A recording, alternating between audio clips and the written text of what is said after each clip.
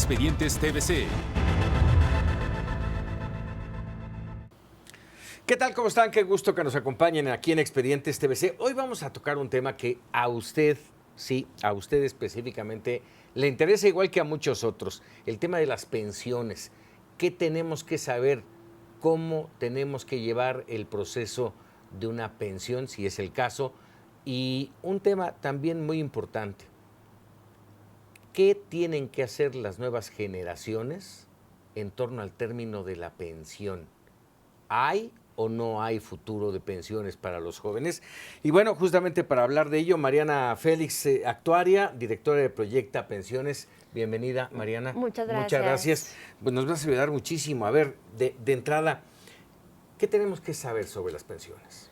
Bueno, sobre las pensiones hay muchísimo que saber, pero creo que de las cosas más importantes es que la pensión es un derecho que el trabajador tiene, siempre y cuando cumpla ciertos requisitos. Una pensión es, en términos de definición a lo mejor, es una prestación económica que el trabajador, una vez ya terminado esa etapa laboral, va a recibir por el tiempo que trabajó en su momento. ¿Okay? Es una prestación económica a la que tienen derecho.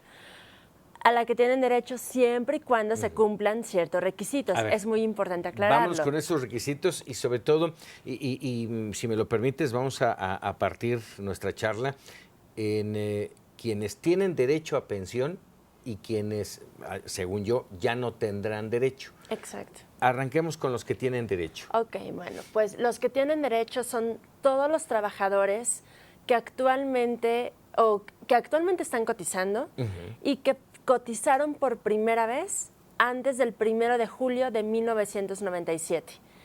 Este grupo de trabajadores, que es un grupo muy importante, actualmente son los que se están pensionando o los que de aquí a 10, 15 años todavía se van a pensionar. Este grupo de trabajadores se conoce como que son los que pertenecen a la ley anterior o ley 73. Así es. ¿Ok?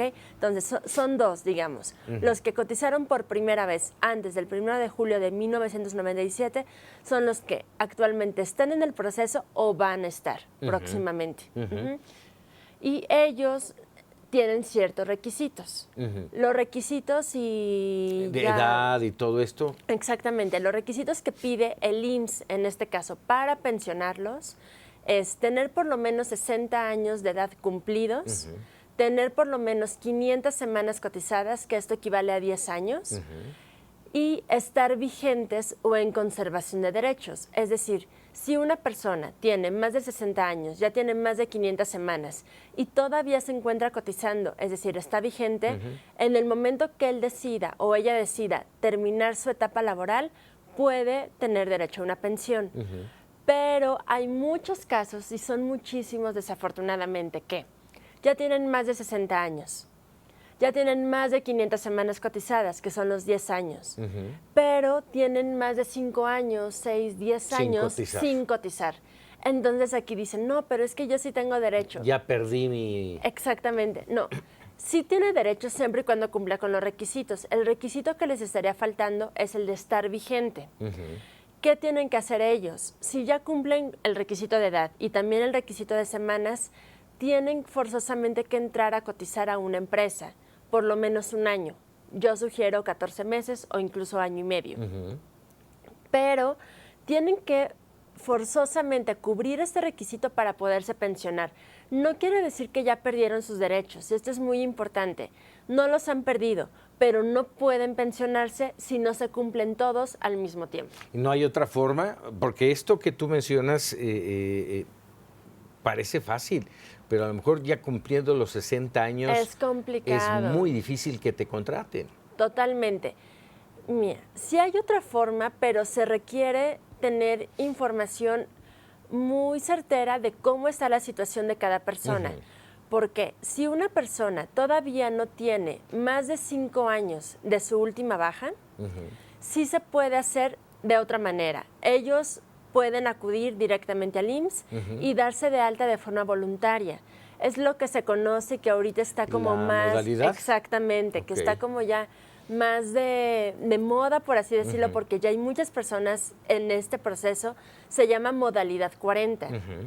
Entonces, si no han pasado más de 5 años de su última baja, pueden ser candidatos a entrar de forma voluntaria al IMSS por medio de modalidad 40. En este tema de la modalidad 40 hay que pagar. Hay que pagar. Es decir, no estoy cotizando en una empresa, yo me inscribo de forma voluntaria y yo decido con qué salario me voy a dar de alta. Eso tiene una ventaja, que si la persona tiene posibilidades de hacer aportaciones más altas, lo puede hacer y se va a reflejar directamente en el monto de pensión que reciba. Pero es muy importante que no pasen más de 5 años de su última baja. Si ya pasaron más de 5 años, que desafortunadamente así hay muchos casos, si tienen que forzosamente cotizar en una empresa un año, por lo menos 52 semanas, o mi sugerencia es que no se queden con el año, que si pueden cotizar un poco más, lo hagan, para evitar problemas más adelante. ¿Hay otra modalidad 44? Te pregunto porque me pareció escucharlo. Hay varias modalidades. Está la modalidad 40, la modalidad 44, la modalidad 33, pero la única que nos sirve para efectos de sumar semanas e incrementar salario y con esto tener una mejor pensión es modalidad 40, es la única. Las otras son como trabajadores independientes, es la modalidad 44. Sirve para estar cotizando, pero finalmente vamos a aspirar a una pensión mínima.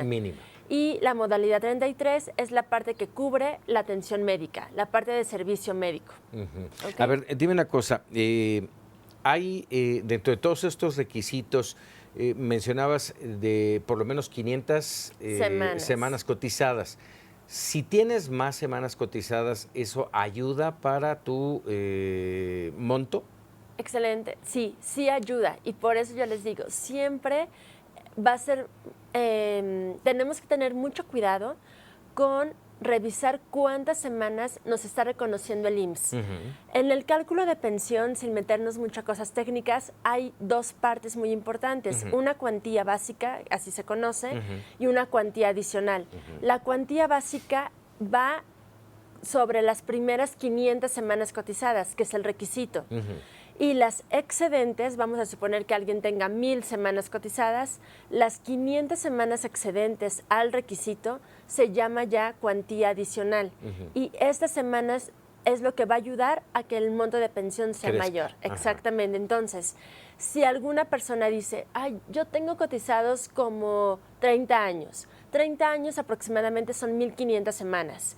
Pero nada más el IMSS me reconoce 900, yo le diría, hay que tener mucho cuidado, mucha atención en eso y buscar la manera. Hay varias maneras, hay inconformidad de semanas, hay búsqueda manual, hay varios trámites que se pueden hacer directamente en el IMSS para que esas semanas estén reconocidas en su totalidad y que el tiempo que han cotizado y han generado al IMSS se traduzca en una mejor pensión. Pero sí hay un beneficio. Hay un beneficio y, bueno, evidentemente acercarse a las asesorías que incluso el mismo Instituto Mexicano del Seguro Social las debe de tener, eso creo yo. ¿Sí? Ahora, déjame preguntarte algo más. Hablando de los montos, ¿hay un tope? ¿Está topado el monto de pensión? Está topado el monto de pensión a 25 salarios mínimos. Ahorita hay una controversia entre que si son salarios mínimos o UMAS. Ya el IMSS está cotizando desde hace 3 años aproximadamente, está cotizando con 25 UMAS, que son las unidades de medida de actualización, que quedan por debajo del salario mínimo. Entonces por ahí hay una confusión entre que si es salario mínimo es UMAS. El salario con el que se cotiza sí es UMAS, está basado en UMAS, pero el cálculo de pensión sí contempla salarios mínimos, que finalmente sí hay una disminución porque al momento del salario promedio ya se está tomando como UMAS. No quisiera enredarlos tanto, pero sí hay un tope. Alrededor, una pensión máxima en 2019, estamos hablando de los 55,000, 57,000 pesos. ¿Al 100%? Al 100%. A edad 65, con el salario promedio máximo y con alrededor de 40 años de cotización. Así es. Se tienen que dar esos factores para que la pensión sea de ese monto aproximado. Déjame pasarme un poquito ya después de que te dan la pensión.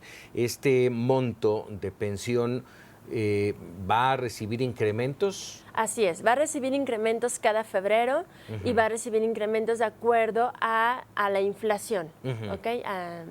O sea, al INPC. no de que me dan 20,000 pesos y así eso se es para queda toda de la por vida. No, cada febrero se va incrementando. También es muy importante saber que como pensionado tengo derecho a un aguinaldo. Entonces, en noviembre de cada año, el IMSS también otorga este aguinaldo. Entonces también hay que estar muy al pendiente. ¿Con base en el monto de pensión? Con base en el monto de pensión, quitan un 15% y ese es, digamos que el aguinaldo es un monto de pensión al 85%. Ok, mucha gente tenemos duda de decir, a ver, ¿me pensiono o inicio mi proceso de pensión a los 60 o me espero hasta los 65? ¿Qué es lo mejor? ¿Qué es lo mejor? Lo mejor es pensionarse lo más joven posible. Yo siempre voy a recomendar eso porque a lo largo del tiempo, con la esperanza de vida y otros factores, van a recibir más dinero, ¿ok? Acumulado.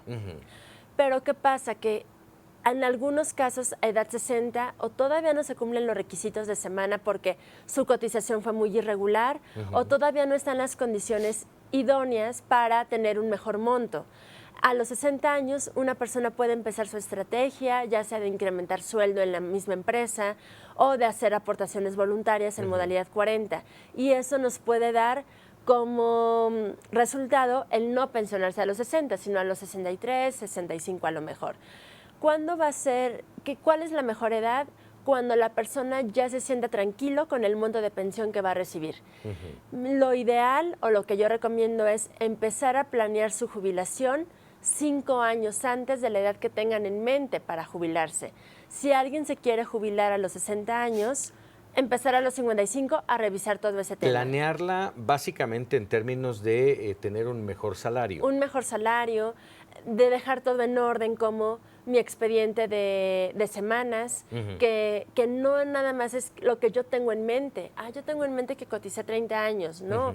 Es importante ver Papelito cuánto habla. está en el papelito, exacto, ¿no? Así si es. en el papelito me dicen que tengo 15 años, yo ya sé que tengo que pelear o que luchar o conseguir esos 15 años que me están faltando. Así es. Y a veces no va a ser rápido, entonces hay que ir planeando en todos los sentidos. Incluso en documentos, actas de nacimiento, hay gente que radica en la Ciudad de México, pero nació en Oaxaca. Y no todas sus actas están en el sistema ya digital. Entonces, todos esos movimientos hay que prevenirlos. Muy bien. Ahora,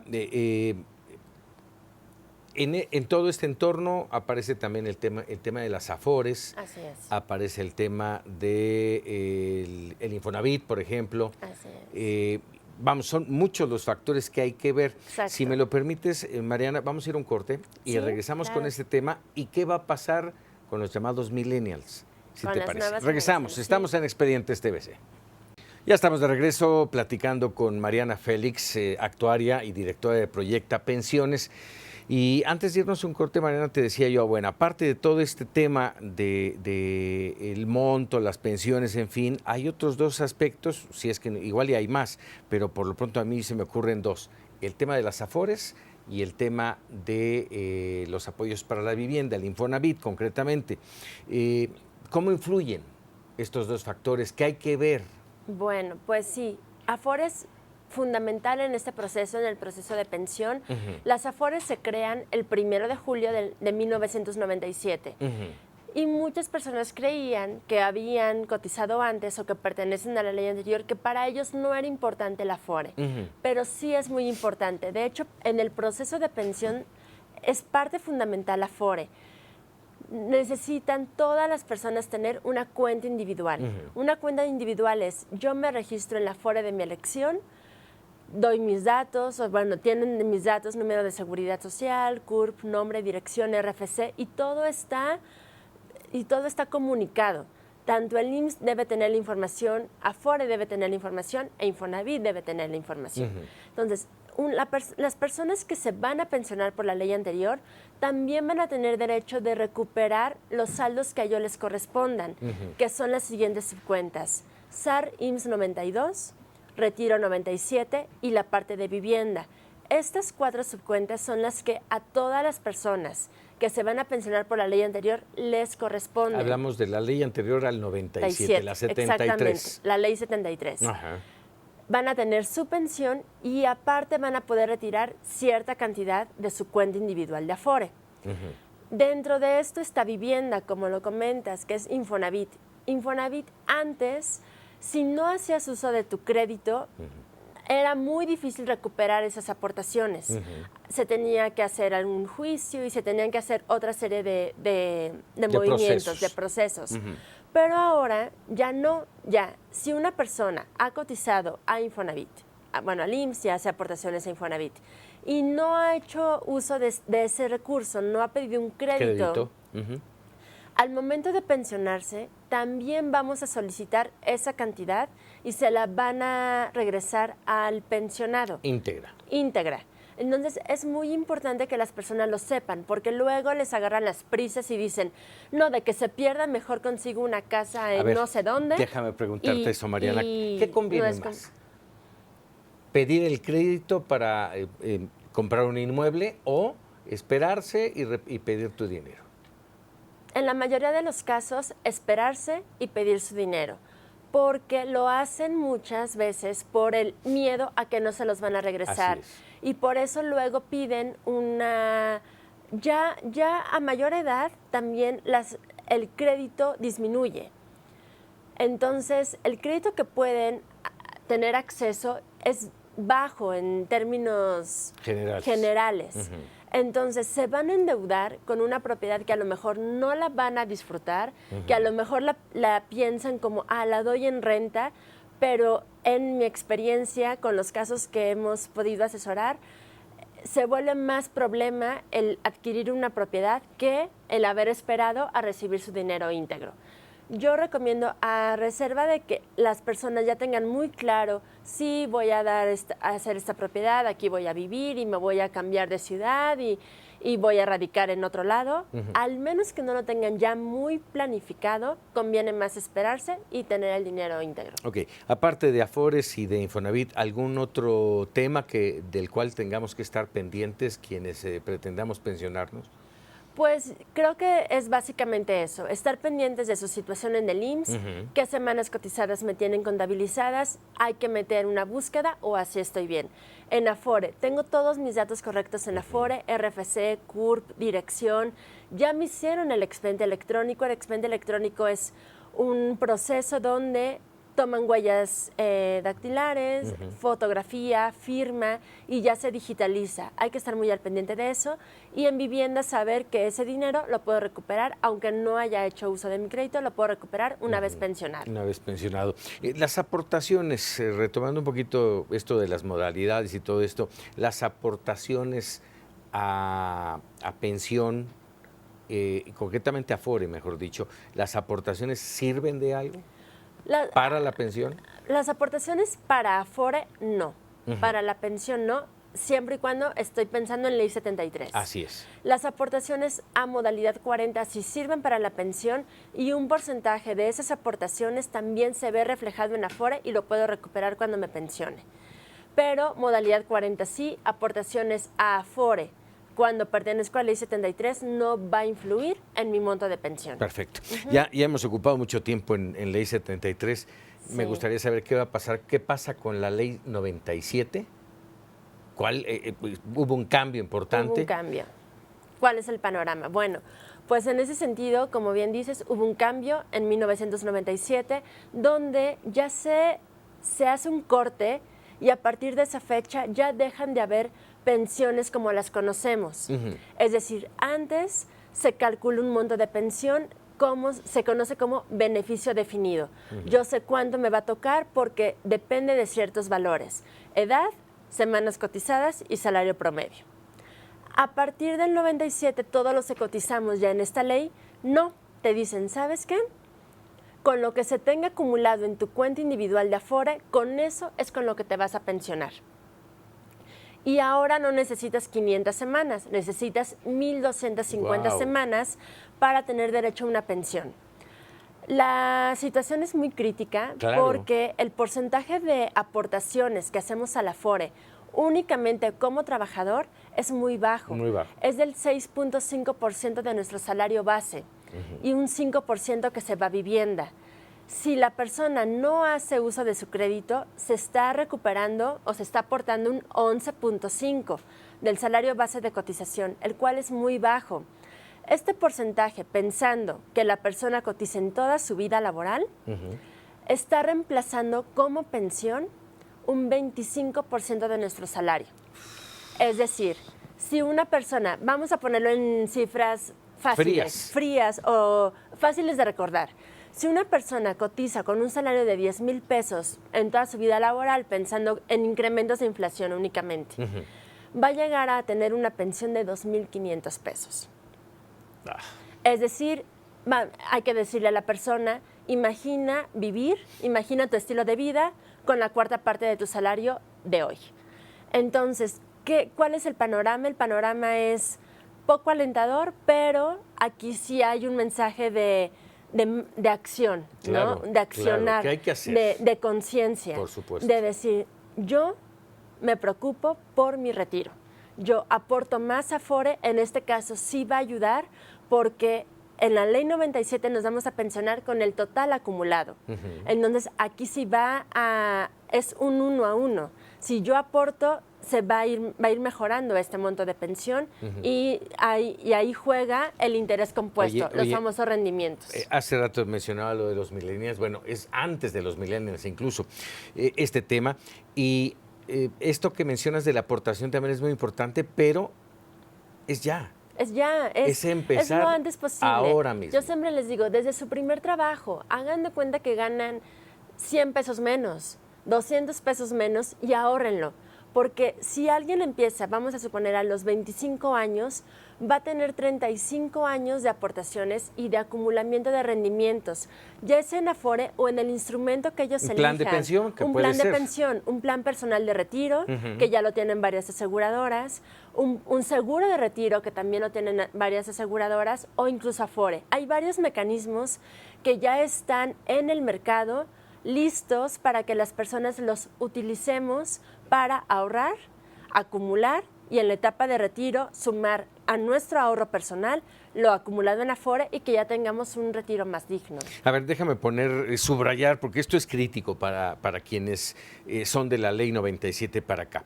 Sí. Hay una pensión mínima garantizada, se mantiene. Es de 2,000 pesos más o menos. 2,500, 3,000 pesos más o menos. Más o menos. Okay. En la ley 97, esa pensión garantizada aplica sí y solo sí. Hay 1,250 semanas cotizadas, 25 años de trabajo, que también con la situación actual es complicado. Es complicado. Pero la pensión mínima garantizada únicamente aplica cuando el trabajador tiene 25 años cotizados. Y es importante entonces empezar a hacer un plan de pensión personal. Exactamente. No depender de las instituciones de gobierno.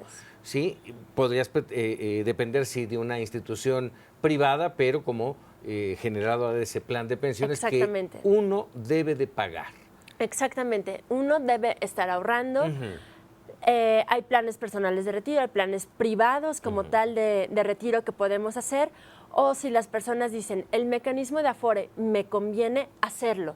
Yo siempre les digo, es mejor ya hacerlo en cualquier instrumento que no hacerlo pensando en que no es el mejor instrumento, en que me quiero esperar 5 años, en que quiero esperar a tener mi primer coche, mi primer casa y mi primer hijo, porque la vida en verdad se va pasando, no ahorramos, no hacemos conciencia y todos tenemos un adulto mayor dentro que esperemos que salga. Entonces, que no se tarde en salir. Que no, y que cuando llegue o que cuando salga, pues tengamos algo digno para él, ¿no? Esté en nosotros hacerlo. Sí, terrible, terrible, sí. Terrible. A ver, déjame por último tocar esta última parte. Tuvimos cambio de gobierno y se habla ya de reformas en el sistema de pensiones. ¿Qué sabemos? Pues sí se está hablando y no es algo oculto, se ha externado en distintos foros, en distintas ocasiones, que va a haber una reforma, seguramente va a ir muy apegado a la edad de jubilación ahorita es 60 años, para una pensión de cesantía, de 60 a 64, y una pensión de vejez a partir de 65.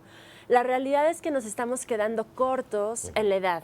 ¿Por qué? Porque una persona de 60 tiene una esperanza de vida todavía de 20, 25 años. Entonces, el sistema como tal ya no lo aguanta, ya no es sostenible. La edad de jubilación creo que sí va a aumentar, pero debemos pensar no nada más en aumentar la edad de jubilación, sino también cómo se van a ir dando las condiciones durante nuestra edad laboral, nuestro tiempo laboral, para llegar a los 68 años o 70 años que se está pensando, todavía activos y con oportunidades en el mercado, que eso no se está dando actualmente. Ahora, ¿eso afectaría a quiénes? Te pregunto porque están los del 73, los del 97 y los que vendrán con este cambio. Vendrán. No se ha dicho, la realidad es que creo que va a ser de aquí en adelante. Sí, no puede ser retroactivo. Exactamente, o pueden tocar un poquito a lo mejor a nosotros que estamos en Ley 97, porque finalmente es un tema de acumulación. Entonces puede llegar a convenir, hay que revisar cómo se hacen los planteamientos, cuál es el sustento y cómo lo van primero a comunicar y luego cómo va a ser el proceso para la edad de jubilación, porque la realidad es que a personas que se acercan con nosotros tengo 45, tengo 50 años y me es difícil colocarme nuevamente. Entonces, ¿cómo lo vamos a hacer como país para sí garantizar o sí para tener una plataforma de, a ver, la edad de jubilación es 70 años, ¿cómo vamos a garantizar que la vida laboral se va a extender ya no solo a 40, sino a 50 años? Empezando de 20 a 70 años a lo mejor, ¿no? Entonces, es todo un sistema que tiene que estar muy cohesionado para poder brindar esta garantía. Sí, y hay que hacer mención, México no es el único que está metido en este atolladero. No. América Latina está, Europa ya está viviendo esta situación, España, Suiza, Alemania ya lo vienen viviendo. Y hay que aprender ahora sí que de las buenas prácticas y olvidarnos de lo que no ha funcionado. Y finalmente alcanzar lo que todo el mundo sueña, ¿no? Ya trabajé toda mi vida, quiero una pensión digna. Quiero una pensión digna, estar tranquilo, claro. Así es. Mariana Félix, como recomendación, yo supongo que igual tú lo dirás, para quienes nos escuchan, quienes están pensando en una pensión, acercarse a asesores profesionales sobre temas de pensiones para que vayan ustedes en el mejor camino a lograr la mejor pensión. Y para los jóvenes, pues ponerse a ahorrar. No hay más. No hay más, no hay alternativas, ya es un compromiso con nosotros mismos, porque las condiciones actuales no nos van a dar pero un retiro digno. Tenemos que nosotros aportar, poner de nuestra bolsa para ese adulto mayor que llevamos dentro y para ese retiro digno que queremos. Bueno, pues ahí si tienen dudas, ahí vamos a poner tu claro que sí, comunicación. Mariana Félix, actuaria y directora de Proyecta Pensiones. Muchas gracias. Mariana, qué amable, muchísimas gracias. Y gracias a usted, nos vemos en el próximo Expedientes TVC.